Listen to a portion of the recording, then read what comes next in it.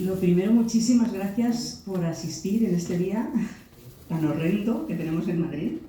No había caído ni una gota y ha caído todo en cuestión de una hora y creo que sigue cayendo. Así que sois unos valientes, muchísimas gracias. Así que vamos a empezar este tercer día de las jornadas madrileñas de novela histórica. Nos estamos oyendo. En diferido, ¿eh? Sí, estamos con reverberación. Sí, nos estamos oyendo. Es el espíritu de Luis Candelas que te acompaña. Hoy va a ser un día muy madrileño, además ambientado en el siglo XIX, que es como una referencia en Madrid. Y en esta primera mesa vamos a tener a Ana Benieto. Nos va a hablar de un personaje sumamente madrileño. Tiene una referencia para nosotros impresionante, que es Luis Candelas. Todo el mundo sabe dónde están las cuevas de Luis Candelas, pero la gente no sabe quién es Luis Candelas. Ahora nos lo va a explicar Ana. Os aseguro que os va a sorprender un montón. Os voy a presentar un poquito pues la trayectoria de Ana, para quien no la conozca, que seguro que todos la conocéis. Es madrileña, es autora de literatura histórica y de otros géneros, pero es que no hay relevancia, que parece que hay... Como os decía, Ana Benieto es autora de literatura histórica y debutó con La Huella Blanca, curiosamente, lo digo curiosamente porque estamos en unas jornadas madrileñas, pero con un tema de celta, ¿no? Bueno, que es un tema que sé que además tú abordas fenomenalmente bien. Le siguió también la secuela de Los hijos del caballo, que también era de la misma temática, y la adaptación de la serie de televisión Acacias 38 con Manuela, que recuerdo que ese libro estuvo en una de nuestras jornadas madrileñas. Sí, totalmente. Fue en las segundas jornadas. Puede ser, sí, estaba Javier Olivares. Exactamente, y sí, fue ese año. Sí. Bueno, fue finalista del premio Mont Marshall con el Club de las 50 palabras, novela de realismo mágico, o sea que es que a Ana le gusta eso de abordar distintos temas, eso es magnífico. En el 2021 completó la edición de la trilogía celta Con las espaldas de la tierra. En 2022 formó parte de la antología solidaria Voces de Kiev, publicada por Erasa. En 2023 publicó Proyecto Carón, que es otra novela de tipo de ficción futurista. Bueno. Sí, futuro cercano. Y entonces, como no le bastaba aquello, pues dice, pues vamos a hablar ahora de Luis Candelas. Y entonces, pues aquí tengo la imagen de la última novela de Ana Benieto, Luz de Candelas, y bueno, pues nos va a decir realmente quién es Luis Candelas, así que os dejo con ella. Bueno, muchísimas gracias, Carolina. Gracias por presentarme, gracias por invitarme y nada, estoy feliz de estar aquí con vosotros. Os agradezco muchísimo el esfuerzo que habéis hecho, que es extra. Y bueno, pues vamos a hacer una pequeña introducción con lo que es el book trailer de la novela para ir entrando un poco en ambiente, en ese Madrid revolucionario del 19, de la primera mitad. Y luego pues ya vamos a entrar un poquito en materia, ¿no? Entonces, tenemos aquí el trailer.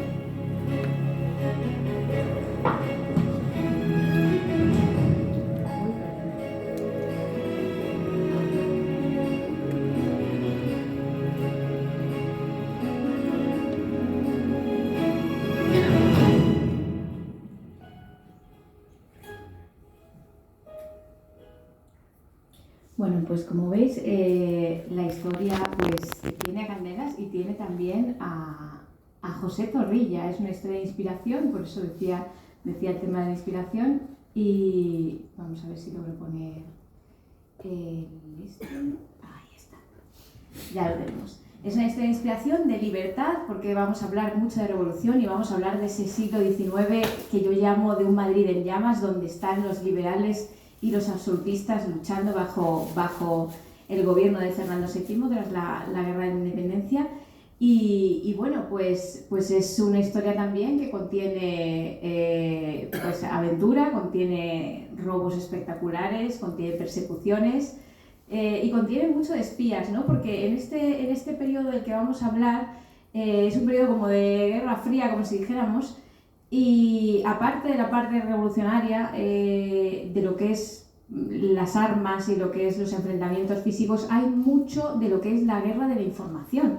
El tema de las conjuras liberales, de las conspiraciones, de las cartas secretas, de los mensajes encriptados. Vamos a hablar un poco de todo eso porque eso es fascinante y convierte Luz de Candelas en una novela no solo de aventuras, sino también un poco en una novela de espías, ¿no? Y esa parte es muy, muy interesante, ¿no? Cómo iban antes de lo que fuera el estallido militar, lo que fuera la revuelta, pues había meses de preparación que se forjaban en el extranjero, desde el barrio de Somerstone en Inglaterra y desde París también, con Espodimina, y entonces pues todos esos estallidos revolucionarios llevaban muchos meses de ir moviendo dineros y de ir moviendo cartas y de ir organizando en la sombra. A veces salía mejor y a veces, como lo de Torrijos, pues salían peor. Entonces pues veremos lo que es todo eso y también el papel que tenían las mujeres, que es muy importante, ¿no? De todo eso habla Luz de Candelas. Pero bueno, pues antes de nada voy a entrar en lo que es también el tema de la propia conferencia, que es la figura de Luis Candelas, ¿no? A mí me preguntan siempre, ¿por qué has escogido a Candelas? ¿Por qué te has metido a hablar de este personaje de Madrid y tal? Bueno, yo, como ha dicho Carolina, soy madrileña, he vivido aquí toda la vida y me daba la impresión de que le debía a Madrid una novela, ¿no? Y este es el personaje que he escogido pues porque es muy teatral y yo creo que en el fondo los escritores también tenemos un poco de actores y un poco de teatreros, ¿no? Y también es una historia sobre la fama, sobre la imagen pública, que veremos que Luis Candelas lo maneja fenomenal y que es uno de los primeros famosos que tenemos aquí en España, junto con el propio Zorrilla, que utilizan la fama y la imagen pública y la reputación en el sentido en que lo entendemos ahora mismo, ¿no? Con los medios de comunicación de masas que tenemos, ¿no? Ahí el medio de comunicación de masas era la imprenta y vamos a asistir a lo que es la creación de la industria editorial tal y como la conocemos y de los medios de comunicación y del manejo de esas fantasías alrededor de personajes famosos como Candelas y como Zorrilla, ¿no? Ellos sabían muy bien cómo tenían que hacer, que la visibilidad era su aliado, que la popularidad era su aliado, y para mí esa es la esencia de la historia de Candelas, ¿no? Entonces yo me encuentro con Luis Candelas en un artículo, por una efeméride, en algún blog o en algún periódico digital, leo la historia de Candelas y digo, madre mía, pero si esto me recuerda muchísimo a don Juan Tenorio, porque resulta que él tenía una trayectoria, aparte de bandolero, tenía su trayectoria de don Juan, y luego pues estaba el tema de la redención por el amor, que a la hora de hablar de las mujeres de Luis Candelas lo vamos a ver, la trayectoria que seguía de sus amores y de su rivalidad con Olózaga, me recordaba a don Juan y a don Luis y tal, y bueno, pues había como un algo que me recordaba mucho, ¿no? Entonces yo dije, voy a ver si Zorrilla estaba en esa época en Madrid, y resulta que averiguando y leyendo, que gracias a Olaya García, que está aquí, que también es escritora, pues ella me dijo, oye, que Zorrilla tiene unas memorias, que Zorrilla tiene los recuerdos del tiempo viejo, míratelo. Esto se lo comenté precisamente en las otras jornadas de novela histórica. Y entonces, rastreando Zorrilla, me doy cuenta que Zorrilla, en una etapa en que era completamente impresionable, que son entre los 10, los 11, los 12 años, pues había estado viviendo en Madrid, y no solo eso, sino que su padre era jefe de la Policía de Madrid, uno de los que despliega la policía reservada, la policía secreta, y era además alcalde, o sea, alcalde y jefe de la policía. Yo digo, bueno, Candelas, un bandolero tan popular que llevaba de cabeza a las autoridades, tanto eclesiásticas como civiles, en esa época, pues Zorrilla lo tenía que tener completamente enfilado y atravesado. Y bueno, como era además ese tipo de figura inspiracional, pues se me ocurrió, digo, pues podría haber sido que Zorrilla inspirara parte de su Tenorio en Candelas, porque además vivían cerca, tienen puntos en común como los Reales Estudios de San Isidro, donde estudiaron los dos, que hablaremos más de ese Candelas culto, y vivían cerca, porque Zorrilla cuenta que él vivía en la calle de la Esgrima, donde sucede toda la aventura del gitano, y bueno, pues y Candelas vivía él nació en Santa María, pero vivía luego en Lavapiés, donde la carpintería era calle Calvario, ¿no? Entonces, pues bueno, yo veía ahí material como para que ellos coincidieran y se me ocurrió poner a Zorrilla como entre la lealtad a su padre y la lealtad a su ídolo, ¿no? Atrapado entre estas dos. Que además el conflicto personal es un reflejo del conflicto histórico, ¿no? Porque está el padre, que son los absolutistas, el alcalde, el jefe de la policía, todo lo que es Fernando VII y el absolutismo le va detrás, y luego está Luis Candelas, que por su conexión con la cultura, con los libros, con los libreros, se pone como del lado de los liberales, ¿no? Del lado más revolucionario, ¿no? Entonces, pues vamos a hablar de Luis Candelas, y vamos a hablar de Luis Candelas histórico, de Luis Candelas legendario, de Luis Candelas bandolero, de Luis Candelas culto, de Luis Candelas librero, porque cuando uno se mete a investigar sobre Luis Candelas se da cuenta de que es como dirías Rec, como los ogros que van por capas y tienen muchísimas caras. O sea, yo lo he visto caracterizado como el mortadelo del siglo XIX, que tenía más de 200 disfraces y que era capaz de usarlos a su antojo y a su conveniencia, ¿no? Esto que veis aquí en la portada de Luz de Candelas no es más que otro disfraz de Luis Candelas. Cuando llega el momento de que Candelas tiene que coger las riendas de su vida, como si dijéramos, porque él era hijo de un ebanista clase media alta, un niño bien de Atocha, nacido en uno de los mejores barrios que podía haber, recibiendo la mejor educación que había en Madrid, que eran los Reales Estudios de San Isidro, codeándose con marqueses y duques que estaban en el seminario de nobles y que compartían esos espacios. Y de repente él pues decide que eso no le basta, ¿no? Y que tiene que ser más, y que el tema de la fama, que estas imprentas que empezaban y lo de las coplas de ciego y todos estos medios de comunicación podían ayudarle a conseguir todavía más, ¿no? Que lo que fuera ser el hijo del carpintero, el hijo del ebanista. Él, gracias a los estudios, se mete a inspector de aduanas. Ese fue uno de los primeros trabajos. El de librero aparece en alguna de las fichas de la cárcel, pero sobre todo para mí la vocación de Candelas es la de ser famoso, porque se da cuenta de que siendo famoso no solo le beneficia tremendamente los robos, porque todo el mundo se pone a su lado, el ser popular le ayuda a tener esa red de tabernas secretas por donde él se escapa, donde siempre tiene cobertura, donde todos le ayudan y consigue. Luego también tenía comprada mucha gente, ¿no? Lo veremos, tenía comprada parte de la policía, tenía comprada gente dentro de la propia cárcel para escaparse, y tenía comprada gente que le ayudaba no solo a ejecutar los robos y a salir airoso de las persecuciones, sino también a difundir esa imagen que él quería difundir, ¿no? Entonces, cuando él llega el momento, se da cuenta de que este traje, que es un poco un cliché o un arquetipo, ya era popular entre la gente.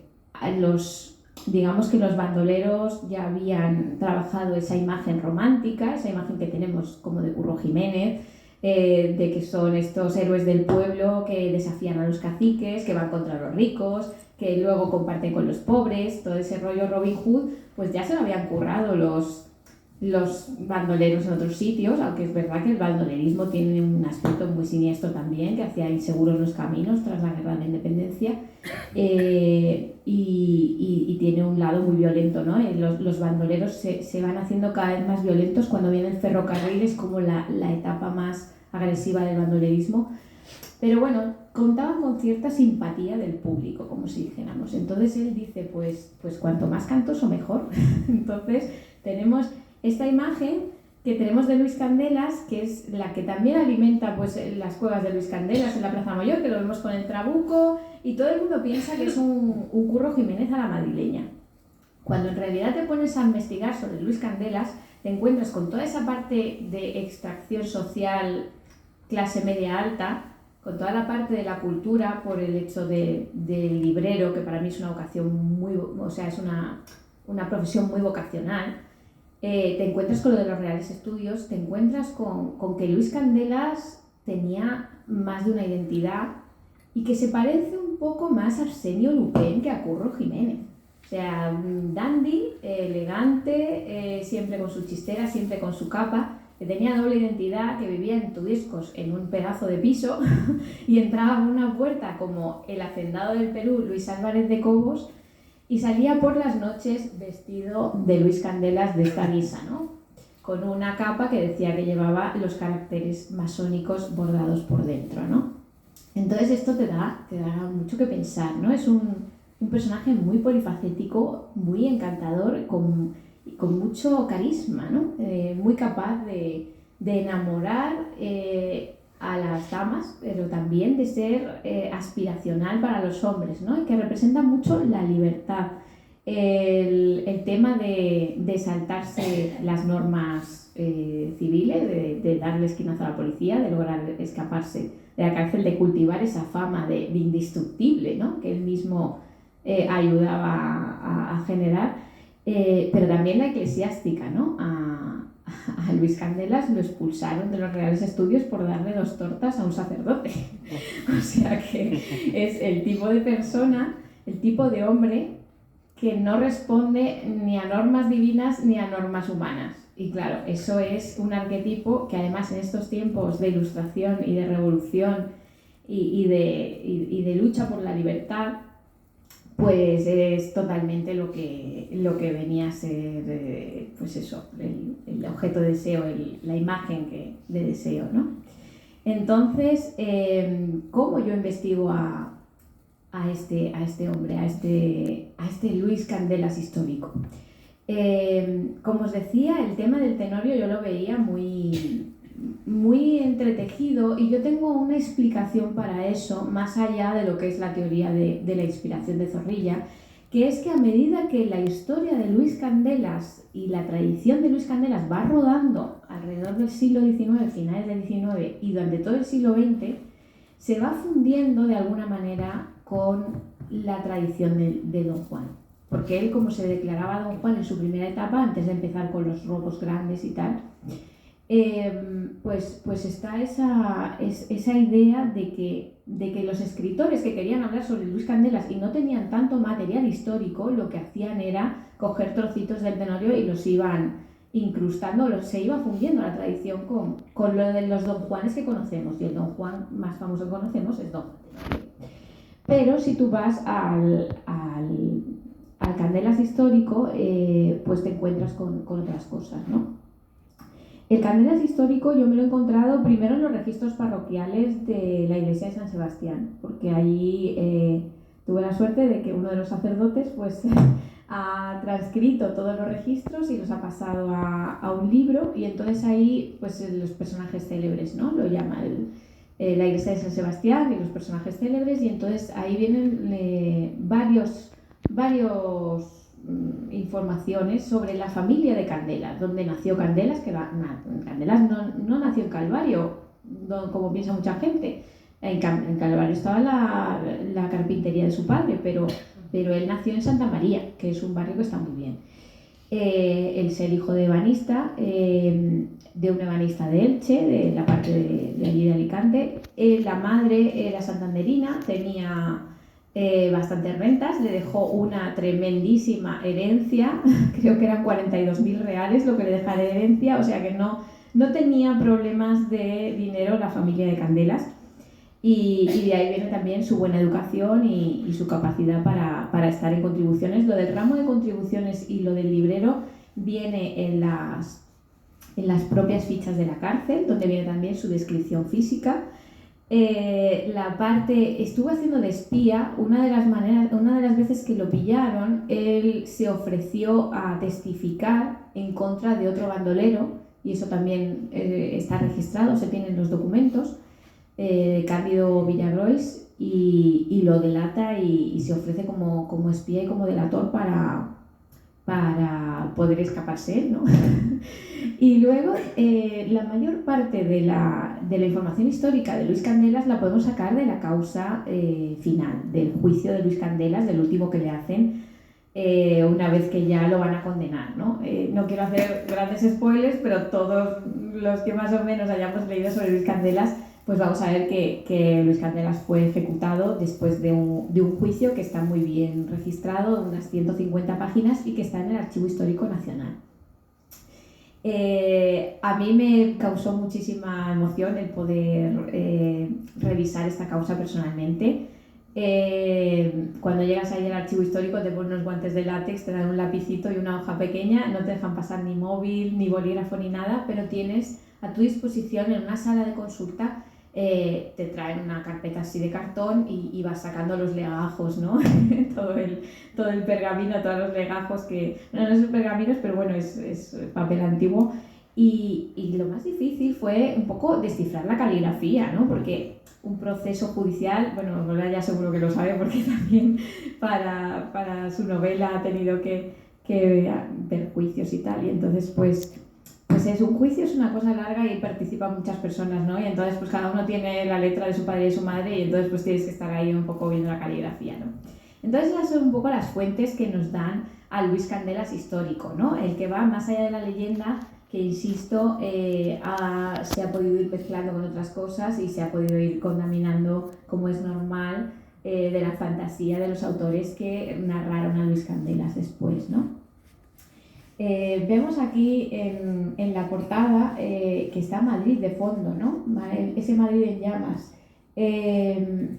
Candelas está muy identificado con Lavapiés por el tema de la carpintería, ¿no? De la ebanistería que tenían allí sus padres. Es reconocido como alguien de Lavapiés, y la parte bandolera, la parte más salvaje, se relaciona con las pedreas que hacían en las Vistillas y con los Manolos y las Manolas, esos personajes de Madrid que estaban en ese barrio popular, ¿no? Es un héroe popular, un héroe de más abajo de la Puerta del Sol, como si dijéramos, aunque ya hemos comentado que él tiene un ascendente burgués mucho más allá de eso, mucho más alto, ¿no?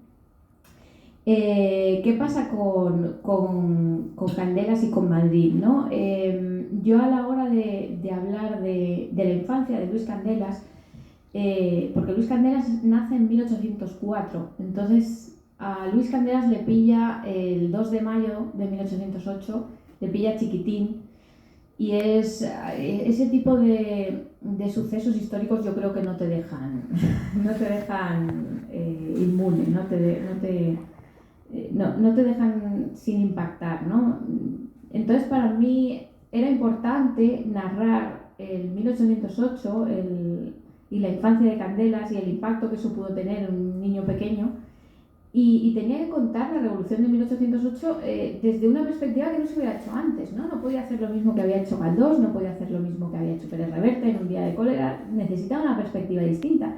Y para mí la clave fue un poco escoger pues lo que es el punto de Madrid más relacionado con Luis Candelas, que es el Arco de Cuchilleros en la Plaza Mayor. Entonces, para mí, la Plaza Mayor es alrededor de la cual mucho de lo que le pasa a Candelas sucede, ¿no? Junto a la Plaza Mayor está, por supuesto, está el Arco de Cuchilleros en plena Plaza Mayor, donde había un taller de telas, donde él se escondía. Es uno de sus refugios más famosos porque resulta que el taller en el sótano tiene unas rejillas de ventilación que tú puedes ver desde los escalones, puedes ver quién viene y quién va, o sea que puedes ver a la policía desde las rejillas. Si vais a la propia Plaza Mayor todavía están las rejillas ahí y en los escalones las podéis ver. Pero además al lado de la Plaza Mayor está la cárcel de corte, de la que él se fugó varias veces. Y también cerca de la Plaza Mayor están los Reales Estudios de San Isidro. Y bueno, digamos que como en ese Madrid antiguo, pues las cosas no estaban muy lejos unas de otras, ¿no? Entonces la ruta literaria de Luis Candelas es muy fácil de hacer. Yo la hice en la presentación de la novela en Madrid, en la Mistral. Nos fuimos después de ruta porque las cosas están cerquita unas de otras, ¿no? Tanto Santa María como la iglesia de San Sebastián, donde hay una placa donde está inscrito el bautismo de Luis Candelas, y luego pues toda esa ruta que baja por Lavapiés y luego sigue, ¿no? Y da la vuelta y luego sube otra vez hacia la Plaza Mayor, ¿no? Entonces también está el Palacio Real, con el que conectamos a través de una de las amantes de Luis Candelas, Lola la Naranjera, que vamos a hablar ahora de las mujeres de Luis Candelas y de lo interesantes que son. Y luego está Tudescos, que es cuando él ya es más caballero, más poderoso, tiene esa ascendencia social que él quería conseguir por fin gracias a sus robos y gracias a sus identidades secretas y gracias a sus disfraces, pues él consigue pasar por un potentado, por un hacendado, por un rico, y ya se va a Tudescos a tener un buen piso, ¿no? Entonces pues todo está un poquito alrededor de esa plaza, ¿no? Y luego pues tenemos también en la portada ese Madrid en llamas, ¿no? Del que hablábamos en la introducción. Primera parte del siglo XIX que es absolutamente fascinante desde el punto de vista de los cambios políticos, de los cambios en el gobierno, de las revoluciones, de la inestabilidad, de que parecía que cualquiera podía hacerse con el poder y llevar a España hacia una deriva o hacia otra. Ese recorrido que hacemos desde que entran las tropas napoleónicas, viene la Guerra de la Independencia, luego está el sexenio, luego está el trienio liberal y luego está la década ominosa, ¿no? Todos esos cambios, todos esos intentos. Dentro del propio trienio liberal hubo conatos en la propia Plaza Mayor de recuperar el poder por parte de Fernando VII, de los absolutistas, que se resuelven, fue en 1822, se resuelven con cañonazos dentro de la plaza, ¿no? A mí eso me impactó mucho, el ver los grabados de los propios cañones lanzando cañonazos a los balcones y los balcones en llamas, ¿no? Esos grabados se pueden ver y a mí esas escenas me impactaron mucho, ¿no? El imaginar lo que es la Plaza Mayor, que es casi una ratonera, que si tú bloqueas los soportales y bloqueas los arcos, no hay donde esconderse realmente, ¿no? O sea, si están tirando de los balcones, si están pegando tiros o si están tirando muebles en llamas o están tirando lo que sea, no tienes donde refugiarte, ¿no? Me parece un escenario muy agorafóbico y muy peligroso. Entonces, pues por eso lo elegí, ¿no? Y bueno, pues como había dicho, vamos a asistir en esa vida de Luis Candelas a esas luchas entre liberales y absolutistas. ¿Cuál es la posición de Luis Candelas respecto a todo esto? Luis Candelas es una figura muy posmoderna y muy contemporánea que no se casaba con nadie.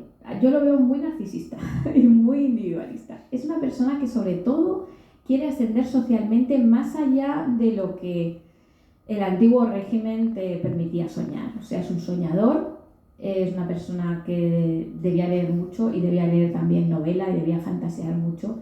Y él se veía con una vida distinta a la que le había tocado y estaba dispuesto a todo por saltar esa barrera de los estamentos que había antes, ¿no? Él quería ser un aristócrata y veía que no podía porque no tenía los apellidos adecuados. Eso le parecía profundamente injusto, ¿no? Está muy empapado su pensamiento de los pensamientos de la Ilustración, de todos los hombres son iguales ante la ley y yo tengo derecho a lo mismo que tú, aunque no haya nacido en la familia que corresponde, ¿no? Entonces, es un personaje que es muy de trabajar para lo suyo, es lo que yo veo, y muy de cultivar lo suyo y de no comprometerse ni con unos ni con otros, ¿no?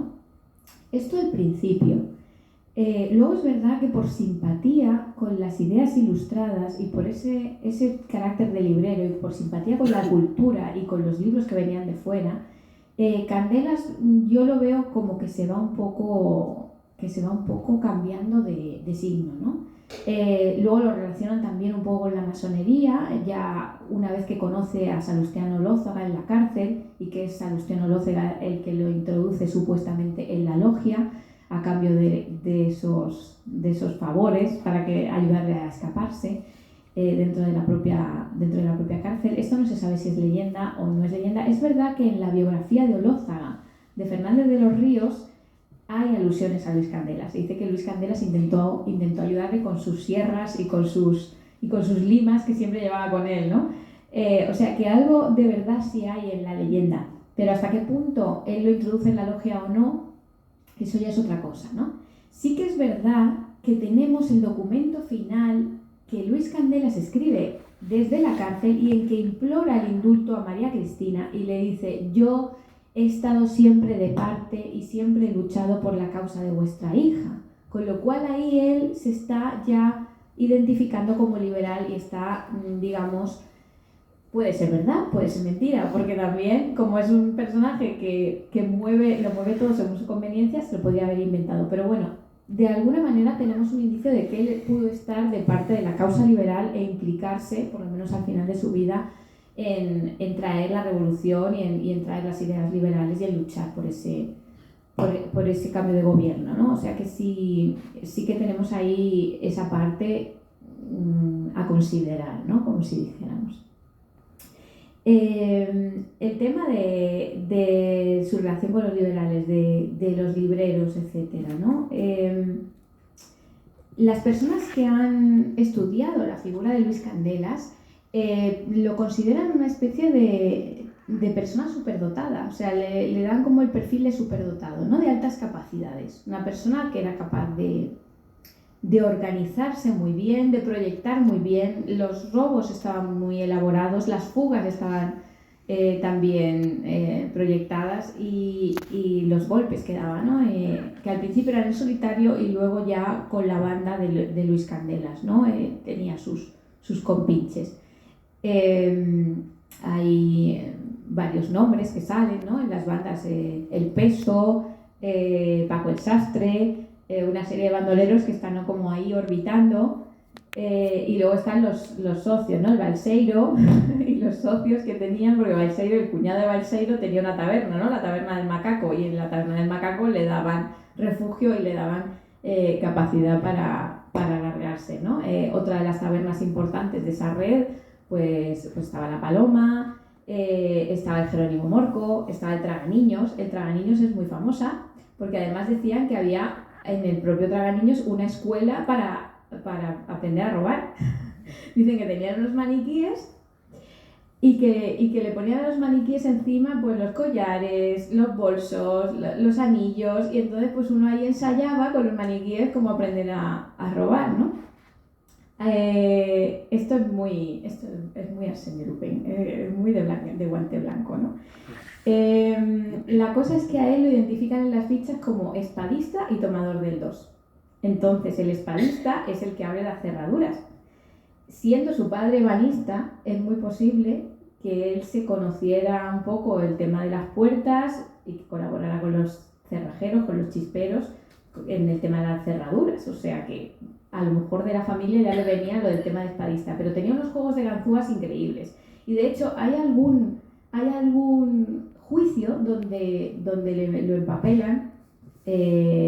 Al principio el primero es por el robo de caballerías, por dos caballos y una mula, y él no es el que ha robado, sino que él es el que ha prestado las ganzúas. O sea, dicen, le hemos encontrado a estos dos un juego de 11 ganzúas con sospechas en Candelas. O sea que las ganzúas de Candelas eran famosas no solo para sus propios robos, sino para los robos de los demás. O sea, lo empapelan, digamos, como secundario en el robo, ¿no? Por el tema del préstamo de ganzúas. Entonces eso es lo del espadista. Y luego lo del tomador del dos es lo que os explicaba del Traganiños y de los robos que se hacían. El tomador del dos es el que sabe birlar las cosas del carterista, ¿no? Así que son esas dos cosas, ¿no? El tema del superdotado, ¿no? Esta persona que es capaz de, una vez expulsado de los Reales Estudios pues por estas dos tortas que yo os he comentado, que le dio un sacerdote porque no estaba de acuerdo, lo echan de allí, pero él sigue formándose por su cuenta. O sea, lo consideran los biógrafos de él una persona muy autodidacta, que era capaz de formarse a sí mismo y de seguir leyendo, ¿no? Y de seguir aprendiendo y de hecho en los documentos que tenemos firmados por Candelas y en la propia petición del indulto a María Cristina, incluso en la defensa que él hace en el propio juicio, se le ve que él sabe de lo que está hablando, se le ve que él sabe de leyes, se le ve que tiene buena dicción, buena letra. O sea, una persona culta, aunque quedó interrumpida la educación cuando sale del colegio, él sigue formándose por su cuenta, ¿no? Y esto es muy importante en el perfil de Luis Candelas. Y yo también, el tema del librero, pues me da la sensación de que él es una persona con cierta sensibilidad. O sea, no es una persona cualquiera. O sea, a mí me ha gustado construir el personaje porque creo que también para entender a las mujeres y para ser un buen Don Juan hay que tener cierta sensibilidad. No se puede, sin tener un parte de un alma femenina, no se puede llegar a esos extremos de carisma y encanto, ¿no? Y bueno, pues entonces llegamos a lo que son las mujeres de Luis Candelas, ¿no? Que son varias las que aparecen en la leyenda y son varias las que se rastrean en su biografía, ¿no? Como os decía, yo lo construyo como un hombre sensible y el tema del Don Juan he querido ponerle un puntito de corazón roto, ¿no? Porque digamos que el Don Juan, cuando lo vemos en acción en las obras como El Tenorio o los derivados que hay, ya vemos un Don Juan que está ya formado, que es adulto, que ya está actuando como el arquetipo, pero no sabemos cómo esos hombres llegan a ese punto, ¿no?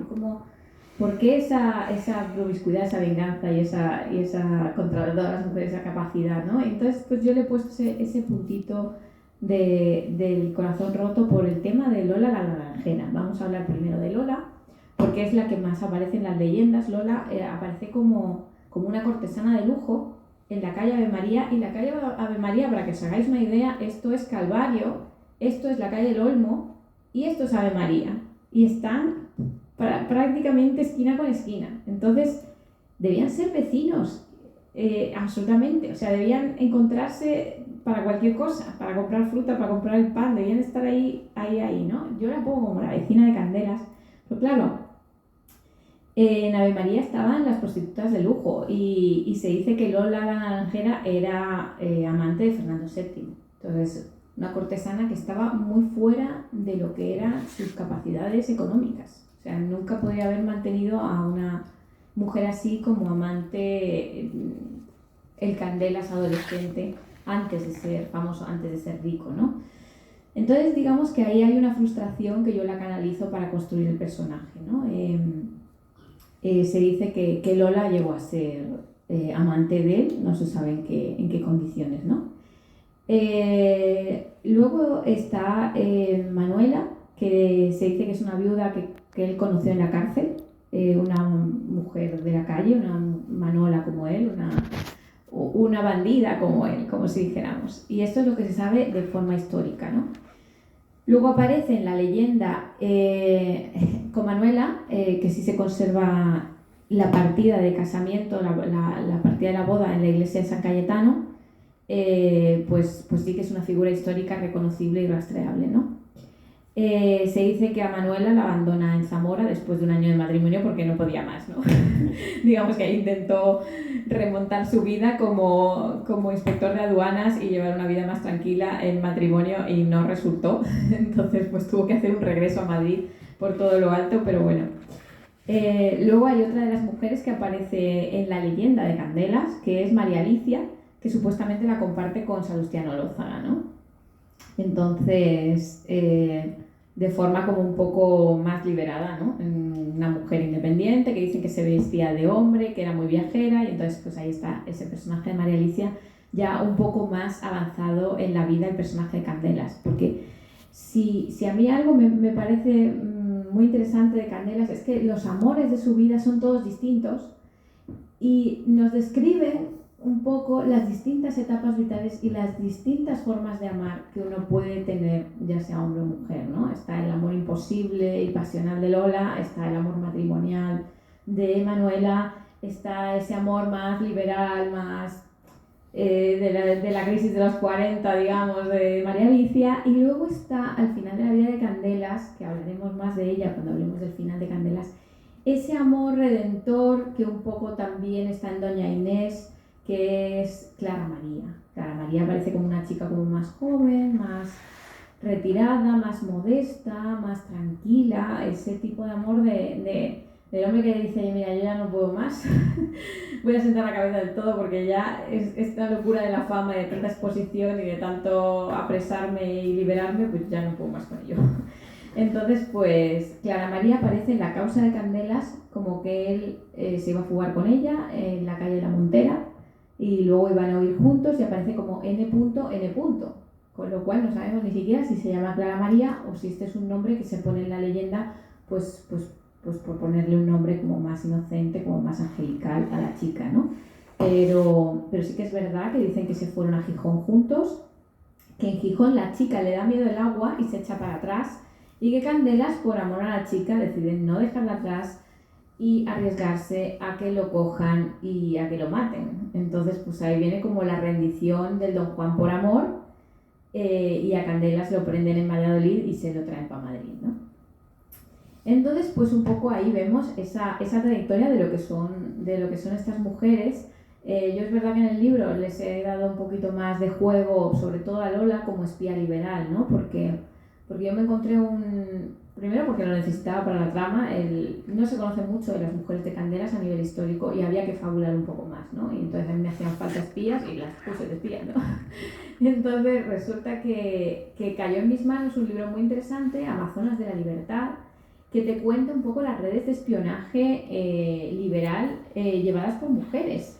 Porque si bien los hombres eran los que estaban esperando el momento de sacar las armas y de hacer la revolución, mientras estaban ocultos en toda la parte de conspiración y de organización, eran las mujeres las que llevaban la guerra de información, y algunas eran incluso agentes doble, y eran las que cruzaban las fronteras, las que llevaban las cartas, las que se exponían, incluso en las propias cartas contaban a la cuñada, que era también otra persona liberal, o les contaban en clave las cosas. Decían, no, la colada va bien y el niño está mejor y estamos esperando la primavera para poder recoger la cosecha. Y todo esto era en clave. O sea, lo que estaban diciendo en el fondo era el desembarco está listo, vamos a llevar las armas y bueno, era una manera como de hablar sin que los agentes de Fernando VII, de Calomarde y de José Zorrilla Caballero se enteraran de lo que estaban hablando, ¿no? Las interceptaban y las abrían, y entonces pues las mujeres eran las que hacían este trabajo de llevar cartas, de coser uniformes, como le pasó a Mariana Pineda, que fue ejecutada por eso, por coser uniformes, banderas. Y bueno, pues eran también las que movían el dinero, ¿no? Las que iban de un sitio a otro con los reales. Entonces, José Zorrilla Caballero, esto lo pilla muy bien desde el principio. Y esto aparece en Recuerdos del Tiempo Viejo, contado por su hijo, y dice que Zorrilla, el padre, estaba dispuesto a pillarlos a ellos a través de ellas. O sea, él decía, a través de ellas será como lleguemos hasta ellos, ¿no? Él era muy consciente de que las mujeres eran un poco el eslabón más vulnerable y más expuesto de toda la cadena, y de que si conseguía que ellas hablaran por compasión, por miedo, por piedad, por exposición, si las capturaba ellas, lograría llegar hasta los revolucionarios, hasta los conspiradores, ¿no? Y lo tenía muy claro, ¿eh? O sea que eso lo declara tal cual, ¿no? Aparte de eso, pues toda la parte del espionaje, a mí me ayudó mucho la causa de Millar. Hemos hablado de la causa de Candelas, pero la causa de Antonio Millar, que es uno de los causas célebres de la historia de la justicia en este país, porque fue un asesinato institucional tremendo, en la causa de Millar, que es librero de estos que luchan contra la censura, que es un librero valiente, de estos que pasaban los libros ocultos en toneles de vino desde Burdeos, muy comprometido, formaba parte de la Milicia Nacional, iba de pueblo en pueblo cambiando las placas de las plazas para ponerles plaza constitucional, porque después de que llegara el trienio en cada pueblo había que cambiar la plaza mayor y poner plaza constitucional, cambiar la placa, ¿no? Hay un cambio de placas tremendo en esta época, porque cada vez que llegan unos a poder tiran la placa anterior y ponen la nueva placa, plaza real, plaza, estoy hablando de la plaza mayor, plaza real, plaza constitucional, plaza mayor, bueno, pues mucho cambio de placas, ¿no? Pero Millar, pues en la causa de Millar lo que pasa es que le echan encima toda la causa liberal, ¿no? Todo lo que había contra los liberales hasta entonces se lo echan encima a una sola persona. La causa de Millar tiene 200 folios y a Millar solo se lo menciona en muy poquitos, o sea que realmente todo lo que tenían acumulado es como el chivo expiatorio de todos los liberales, ¿no? Dicen, necesitamos a alguien que colgar y, bueno, esto es un spoiler con una casa, pero es historia, como estamos en las jornadas de novela histórica, pues realmente viene toda la causa liberal anexada y ahí vienen todos los métodos de espionaje que se usaban en la época, ¿no? Vienen las claves de encriptación, que son muy parecidas a las que, bueno, a las que se usan luego en la Segunda Guerra Mundial, con Enigma y todo, o sea, es cambiar con una clave y cambiando las letras. Vienen las fórmulas de la tinta secreta, de la tinta invisible, que ahí lo llaman tinta simpática, y que había varias fórmulas, cada una con su reactivo, varias recetas, y cada una tenía su reactivo, y si no conocías el reactivo no podías leer el mensaje, ¿no? Y toda esa parte es muy interesante, ¿no? Como... y fue un poco lo que me dio a mí las claves para poder construir una novela de espías a principios del siglo XIX, ¿no? Y de ahí saqué mucha información.